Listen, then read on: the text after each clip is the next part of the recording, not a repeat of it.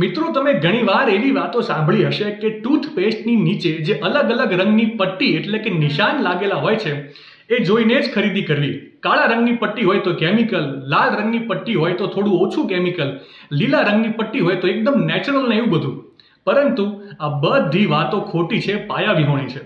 Toothpaste બનાવતી એક મોટી કંપનીની વેબસાઇટ પર આપવામાં આવેલી માહિતી અનુસાર આ પ્રકારની પટ્ટી કે પછી નિશાનને તેની ગુણવત્તા સાથે કોઈ લેવા દેવા નથી. આ એ નિશાન છે જે દર્શાવે છે કે અહીંથી ટૂથપેસ્ટની ટ્યુબને કાપીને ટ્યુબને સીલ કરવાની છે. મતલબ કે આ નિશાનનો ઉપયોગ ટ્યુબ બનાવવા માટે થાય છે અને તેને ગુણવત્તા સાથે કોઈ લેવા દેવા નથી. આ માર્ક લગાવવાથી ટ્યુબ બનાવવાની ફેક્ટરીમાં લગાવવામાં આવેલા મશીનો માટે કામ સરળ થઈ જાય છે, કેમ કે આ નિશાન માત્ર કટિંગ પોઈન્ટ માટે જ હોય છે.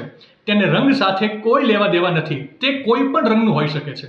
ટ્યુબ બનાવવાના મશીનના લાઇટ સેન્સર આ નિશાનને ઓળખે છે અને તે મુજબ ટ્યુબ બનાવવામાં આવે છે. ટૂંકમાં ઇન્ટરનેટ પરના ઘણા અહેવાલોમાં દાવો કરવામાં આવ્યો છે કે ટૂથપેસ્ટની ગુણવત્તા આ નિશાન દ્વારા શોધી શકાય છે, પણ એ બધી જ વાતો ખોટી છે.